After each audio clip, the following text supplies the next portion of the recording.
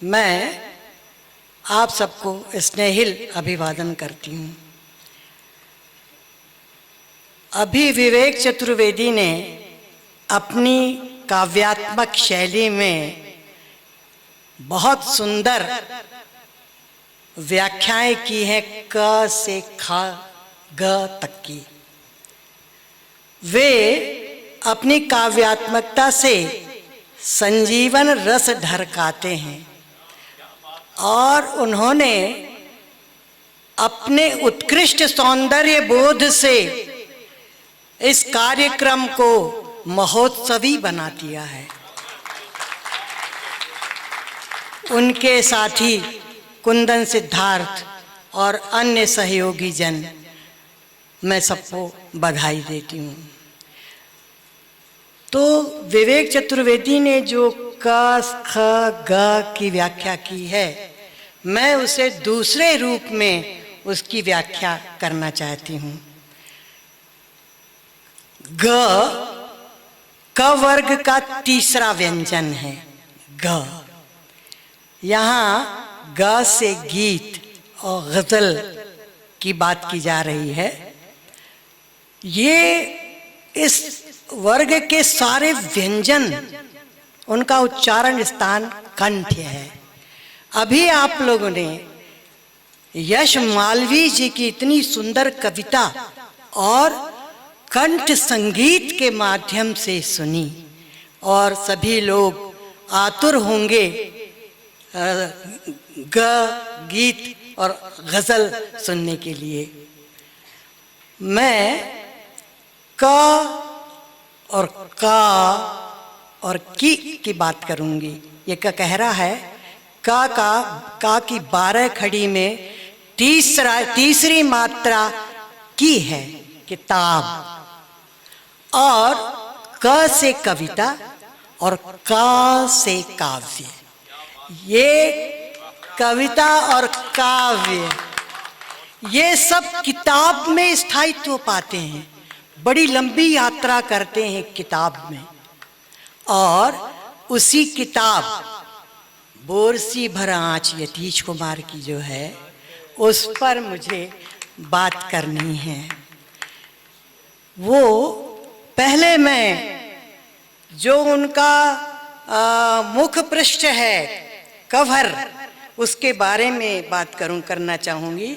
शीर्षक के बारे में बात करना चाहूँगी। बोरसी भर आँच। बोरसी यानी हम लोग गुरसी बोलते हैं उसको, गोरसी। और ठंड में बहुत सारे अंगारे जला करके और ताप प्राप्त किया जाता है, उसका ठंडक मिटाई जाती है। पर ये उन्हें बहुत सारे अंगारे दर्द के, पीड़ा के, जो बाल्यावस्था से लेकर के किशोरावस्था तक की त्रासत घटनाएं हैं, उन सबको वो बोरसी भर कहते हैं। लेकिन लिखा बहुत बाद में है, तो मैं ये कहूँगी कि जो अनबुझी चिंगारियां रह गई थीं उस बोरसी भर आग की, अंगारों की, वो उन्होंने उसको अपनी स्मृति से किताब में ढाला है। बोरसी भर आँच जो किताब है, उसमें उन्होंने ढाला है। एक और बात कि चित्र में कवर पृष्ठ जो है, मुख्य पृष्ठ जो है, उस पर एक चेहरा है और उसमें एक आँख है। ये आँख जो है अवसाद भरी है, जिसमें पीड़ा का समंदर है। आप अगर उसके भाव को पढ़िए, उस चित्र में जो आँख है, वो पीड़ा वो व्यक्त कर रहे हैं। वहाँ बोरसी भर अंगारे नहीं है, केवल आँख है। बस मेरी दृष्टि भी बोरसी पर मेरी आँख थी। बोरसी पर मेरी आँख इस तरह से रही कि मेरे मन को मथ डाला उसने, और मैं उस पर कुछ कहे बिना, कुछ लिखे बिना नहीं रह सकी। उपकृत हूँ राजेंद्र दानी, प्रतिष्ठित कथाकार, जिन्होंने अपनी अनविटी पत्रिका में मेरे उस आलेख को स्थान दिया है। वो बोरसी भर आँच जो है बचपन से लेके किशोरावस्था तक की 63 घटनाएं हैं, जिनको उन्होंने प्रौढ़ावस्था में लिखा है, बाद में लिखा है। तो क्या होता है कि जो स्मृतियां होती हैं हमारे अवचेतन में, हमारे अनुभव, ऐसी घटनाएं दृश्य हों या श्रव्य हों, वो सब संकलित होती चली जाती हैं।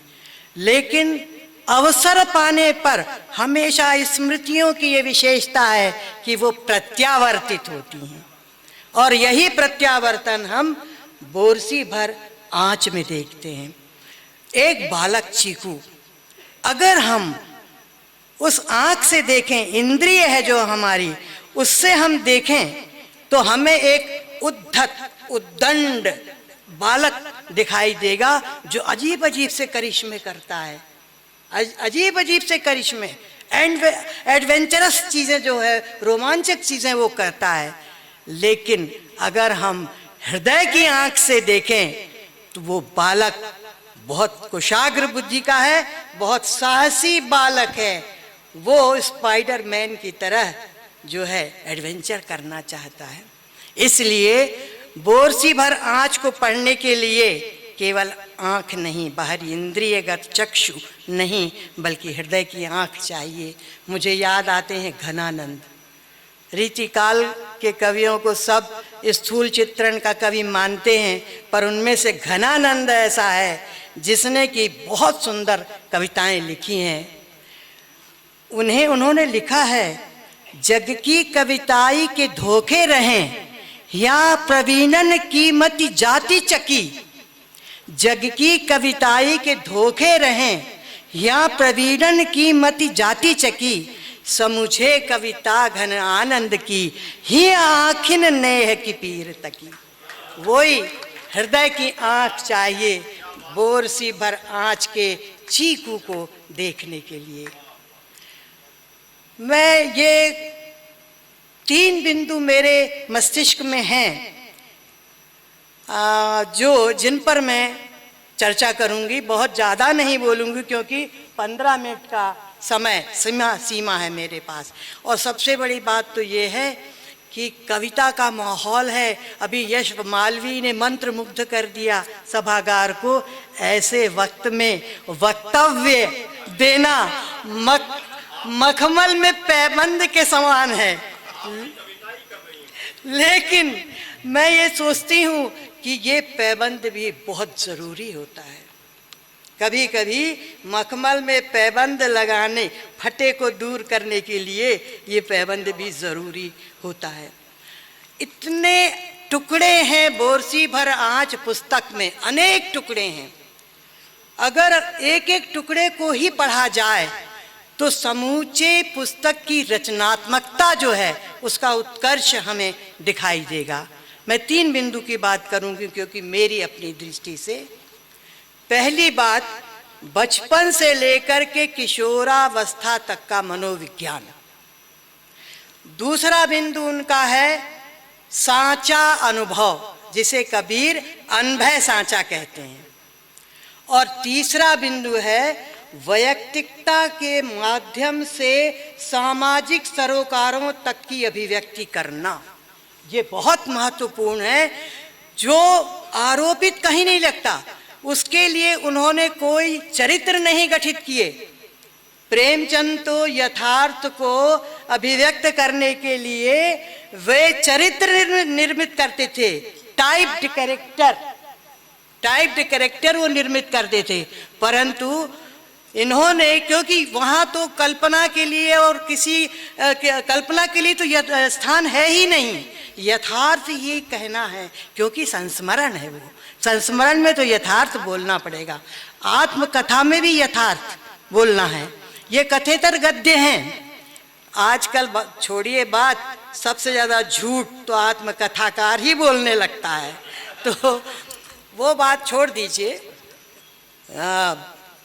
यतीश कुमार ने कहीं भी छिपाया नहीं है कुछ भी। जो कुछ भी है सच बोला है, और उस सच के माध्यम से ही उन्होंने समकाल को जो है वो दर्शाने की चेष्टा की है।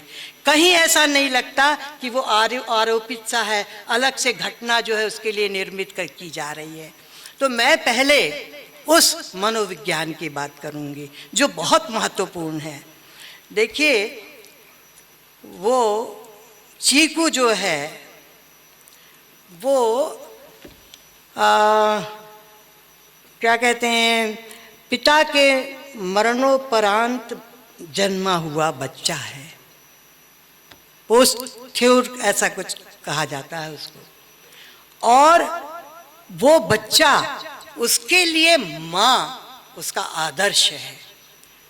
और हो भी क्यों ना, वह माँ जो पति की मृत्यु के बाद, और इंटरमीडिएट थी, वो नर्स बन जाती हैं अस्पताल में, वहीं गांव जो कस्बा था इनका, अस्पताल में, और अपने बच्चों का पालन पोषण करती है। वो माँ भ्रष्टाचार के युग में ईमानदारी को प्रकट करने वाली माँ, सेवा परायणता को अपना जो है उद्देश्य बनाने वाली माँ। इसलिए यतीश जो है, चीकू जो है, माँ को आदर्श समझता, मॉडल है, वो हीरो वर्शिप है माँ के लिए। परंतु दूसरी ओर एक इडिपस ग्रंथि से भी ग्रसित है वो, क्योंकि माँ बाद में जो है एक अवर्ण डॉक्टर से विवाह कर लेती है। बस यहीं से चीकू के मन में कुंठा जागृत हो जाती है। और वो कुंठा इस प्रकार की कि वो चाहता है, यानी समझ लीजिए चरम तक चाहता है, घृणा करता है कि या तो वो रहे या पिता रहे, डॉक्टर पिता, दूसरा पिता रहे, सौतेला पिता उसका। और ये एडिपस ग्रंथि होती है जिसमें, और पिता के प्यार से वंचित था वो, पिता ने वो प्यार नहीं किया। लेकिन वो ये लिखते हैं कि माँ के प्रति उनका प्रेम वैसा ही रहा। यहाँ पर वहाँ यतीश कुमार कुछ छुपाने की बात करते हैं। देखिए, पॉल द मान जो है वो जॉब दरीदा का बहुत बड़ा समर्थक था। उसने लिखा है, जो ब्लाइंडनेस की किताब है उसकी, उसमें लिखा है उसने कि लेखक बहुत कुछ छुपाता है और उस अंधता को देखना पाठक की जिम्मेदारी होती है। तो मैंने भी ये समझा कि वहाँ चुप लगा गए हैं यतीश कुमार, क्योंकि वो जानते हैं कि माँ के प्रति डॉक्टर पिता का प्रेम अटूट है और वो उसको हल्के से बात करके आगे निकल जाते हैं। और ये इडिपस ग्रंथि के अलावा उस पिता को लेकर के उनके मन में हीनता की भी ग्रंथि है, और जिसके लिए वो एक कल्पना का मंडल निर्मित करना चाहते हैं, महत्वाकांक्षा का, कि पिता कैसा हो। और उन्होंने अपने पिता को नहीं देखा, बस माला चढ़ी तस्वीर भर देखी है, लेकिन उनकी कल्पना में वो पिता बहुत आदर्श है।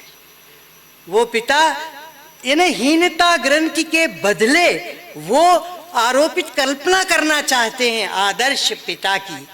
इसे कविता का माहौल है आज, तो मैं उनकी दो कविता से ही इसकी पुष्टि कि कैसे व्यक्ति जब हीनता ग्रंथि का शिकार होता है तो कैसे वो कल्पित मंडल निर्मित कर लेता है, और सारी प्रक्रिया उसकी उसी ओर धावित होती है। बाहर से वो कुछ भी करता प्रतीत हो, लेकिन अंदर से वो सारा जो है उसका रुझान उसी तरफ होता है और वैसे ही क्रियाकलाप को करता है। पहले मैं इडिपस ग्रंथि की बात करूंगी।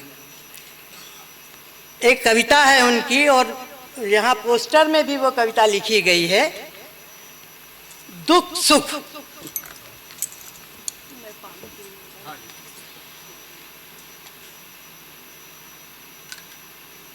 मैंने दुख को नहीं देखा, माँ को देखा। अब देखिए वो इडिपस ग्रंथि पिता के बारे में, सौतेले पिता के बारे में।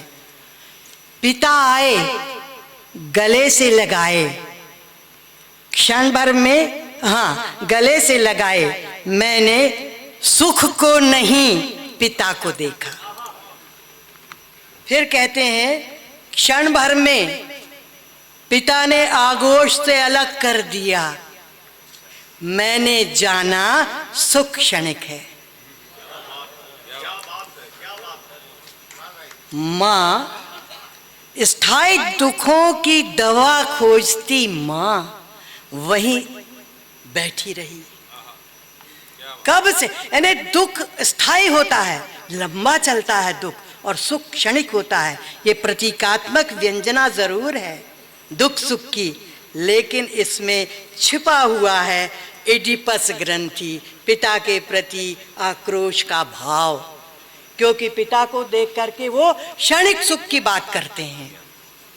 हाँ, मैंने पढ़ दिया पूरा। हाँ, दूसरे जो मैं कल्पित मंडल की बात करती हूँ, उन्होंने एक आदर्श का, अपने पिता, आदर्श पिता का कल्पित मंडल निर्मित किया है। वो कविता है पिता कविता। और मुझे वो याद नहीं है वो कविता, ये तो मुझे याद हो गई थी क्योंकि इसने मुझे बहुत प्रभावित किया था। प्रतीकात्मक दुख सुख की अभिव्यक्ति है, लेकिन इसमें इडिपस ग्रंथि का फैलाव है। तो वो पिता ने, देखिए आदर्श है, क्योंकि उनके वास्तविक पिता तो यानी उनकी मृत्यु हो चुकी थी और सौतेले पिता से उन्हें प्रेम नहीं मिला। ऐसी स्थिति में वो पिता की कल्पना आदर्श के रूप में करना चाहते हैं। एक छतनार वृक्ष है पिता, पिता कविता है, वो अंतस की खुरचन में है वो कविता। एक छतनार वृक्ष के रूप में उसकी कल्पना करते हैं। और जब वो पिता पालन पोषण करता है, क्या क्या नहीं सहता अपने बच्चे के लिए, उसके कांटे चुन लेता है, और जब उसके छतनार वृक्ष के पत्ते गिरते चले जाते हैं एक समय, तब उसको महसूस होता है कवि को कि उसके कंधे की एक टहनी टूट गई है आज। यानी ये हीनता ग्रंथि का परिणाम था कि उन्होंने अपने कल्पना में ऐसे आदर्श पिता को, और ये उनके साहित्य का मूल है। कई जगह वो इस तरह की बातें उन्होंने की हैं। अब मैं आपको ये बताऊं कि वो उनकी त्रासद घटनाएं, जिनके माध्यम से मैंने उन्हें बहुत कुशाग्र बुद्धि का समझा। सोचिए कि एक बालक और उसके मित्र पानी फल तोड़ने जाते हैं और उसके कारण उनके मित्र पप्पू को बहुत कठोर दंड मिलता है, लेकिन ये सब मित्रगण उसको बचाने की कोशिश करते हैं। यानी ये कि समझिए मर्मांतक दंड उसको दिया जाता है। ये मछलियों के बीच में चीकू फंस जाता है और नंगे तारों में उलझ जाता है, जो बिजली के नंगे तार जो है उनमें उलझ जाता है। और फिर यहाँ तक कि वो परीक्षा देने के लिए रेत का ट्रक जो है उससे लटक करके वो परीक्षा देने के लिए जाता है। ऐसा दुस्साहस कौन करेगा? तो वो कुशाग्र बुद्धि का ही तो बालक है ना। तो वो उन्होंने मंद बुद्धि कहा है, वो सत्य बात कहना चाहते थे, परंतु वो बात नहीं है। मैंने उस जो छुपाने की बात थी, मैंने उसको उजागर कर दिया कि, और इसीलिए ड्राइविंग से उन्हें फोबिया हो गया है, क्योंकि वो जो ट्रक से, रेत के ट्रक से लटक करके कि हाथ दब रहे हैं उनके और चले जा रहे हैं अपने गंतव्य की ओर, ऐसा बालक। और जब किशोरावस्था में रति चेतन जागृत होता है, उस समय उनका मित्र प्रशांत वो होमोसेक्सुअलिटी की स्थिति तक प्यार करने लगता है चीकू को। मैंने तो भाई मनोविज्ञान पढ़ा है, और मनोविज्ञान विषय नहीं पढ़ा मैंने, उसका मनोविज्ञान किताब का पढ़ा है कि वो एक छत्र अधिकार करना चाहता है और बाकी उसके मित्र जो है जैसे श्रद्धा करते हैं। श्रद्धा में होता है ना कि श्रद्धा में बहुत से लोग एक से एक श्रद्धा कर सकते हैं, लेकिन प्रेम में एक अधिकार होता है। प्रेम को कोई नहीं बांटना चाहता, बिल्कुल नहीं बांटना चाहता। और वो होली के रंग की बात है, और उसमें प्रशांत जो है इस तरह से उसकी परीक्षाएं लेता है चीकू की कि ये पता चले कि वो केवल उसको चाहता है। ये क्षणिक होमोसेक्सुअलिटी का जो जब रति चेतन जागृत होता है तो वो ये नहीं देखता कि मेल है कि फीमेल है, और इस तरह की चीज़ें होती हैं। ऐसा मनोविज्ञान जो है वो मैंने उसमें पाया। अब मैं ये बताना चाहती हूँ कि कैसे जो है उन्होंने सब कुछ सच सच कहा है। वो चाहते तो बहुत सी बात छुपा सकते थे, बहुत कुछ छुपा सकते थे, लेकिन उन्होंने छुपाया नहीं। पिता के बारे में जब मृत्यु उनकी हो जाती है तो ये ओट से देखता हुआ चीकू और सब दृश्य देख रहा है और उसे अंदर से खुशी हो रही है कि अच्छा हुआ, अब माँ की कुर्सी मिलेगी, पिता की कुर्सी मुझे मिल जाएगी, माँ मेरा अधिकार माँ पर हो जाएगा। ये भावना चीकू के मन में है। थोड़ी सी बात सामाजिक सरोकारों की मैं कहूँगी कि वैयक्तिकता से बात वो व्यक्ति की कर रहे हैं, सारी स्मृतियों से वो संस्मरण लिख रहे हैं, लेकिन वो उसमें जो समस्याएं हैं सामाजिक वो भी उसमें नत्थी करते चले जाते हैं। वो हो चुकी हैं अपने आप सहज रूप से, उन्होंने सायास नहीं किया है, वो निरायास ही उसमें नत्थी होती चली जाती हैं। जैसे कि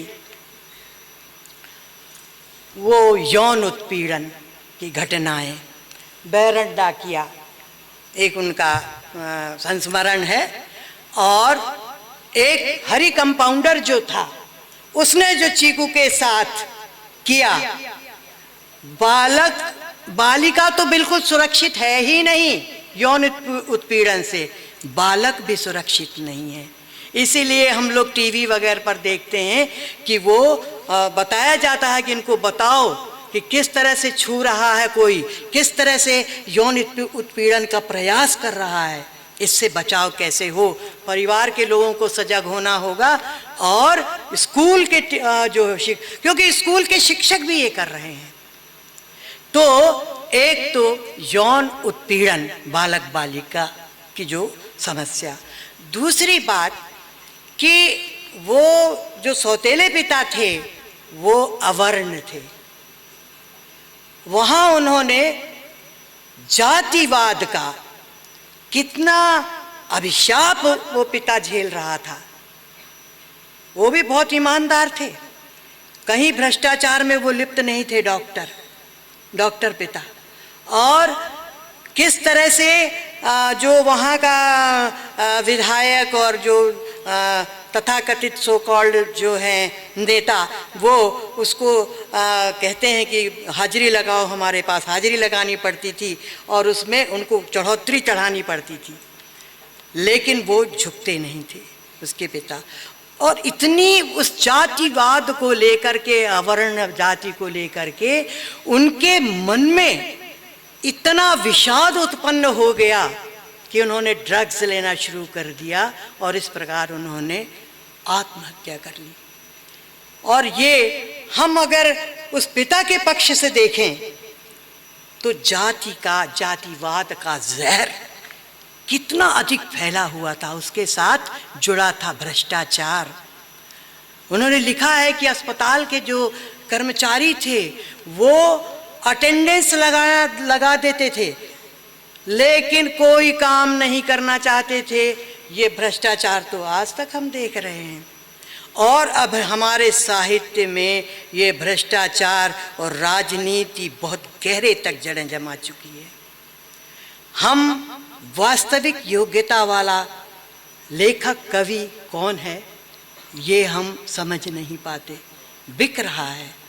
भाई उत्तर आधुनिकता का समय है, बहुराष्ट्रीय पूंजीवाद है, सब चीज पूंजी पर आश्रित है, सारा सब कुछ पूंजी से तौला जा रहा है और पूंजी में यह नहीं देखा जा रहा है कि क्या सच है, क्या झूठ है, क्या नैतिक है, क्या अनैतिक है। अब साहित्य और कलाएं बिकाऊ हो गई हैं। सम्मान करवाना, जो सम्मान किए जाते हैं ना, तो मुझे तो विश्वास नहीं होता कि ये सचमुच में सम्मान के लायक। जब मैं अखबारों में पढ़ती हूँ तो, और जहाँ तक विश्वविद्यालयों की बात है, वो वहाँ समझ लीजिए कि चाहे पीएचडी हो, दूसरे से लिखवा लो पैसा दे करके, 50,000, 60,000, 70,000, 1 लाख, इसमें इतनी भूमिका लिखी जाएगी, इतनी सिनॉप्सिस में इतने पैसे लगेंगे। ये मैं उस क्षेत्र में रह करके मैंने इसको बहुत अनुभव किया है। यतीश कुमार ने अपने मित्र लाभानंद का जिक्र किया है, जिसमें खिलाड़ी के रूप में वो बहुत अच्छे खिलाड़ी थे और उनके साथ कितना अन्याय किया गया। हो रहा है ये जो बीसीसीआई है, इसमें भी किसको कैप्टन बना देना, किसको उतार देना, किसको खेल खिलाना, किसको नहीं करना, ये सारा सब कुछ भ्रष्ट हो चुका है। तो इस भ्रष्टाचार को उन्होंने अपने इस घोर सी भर आँच में उसका संकेत किया है। और नक्सलवाद है, राजनीति है, कुत्सित राजनीति है, घृणास्पद राजनीति है, उस सब का जिक्र उन्होंने अपने इस वैयक्तिक घटनाओं के माध्यम से, घटनाओं और ब्यौरों के माध्यम से जो निरायास उनके पुस्तक में आ चुके हैं, उसका उन्होंने आकलन किया है। तो कहने को तो बहुत कुछ है और कभी भी कोई भी लेख, पाठ, वक्तव्य पूरा नहीं होता। मुझसे भी बहुत कुछ छूट गया है, लेकिन कभी अवसर मिला तो मैं कुछ और कहूँगी। आज बस इतना। बहुत बहुत धन्यवाद।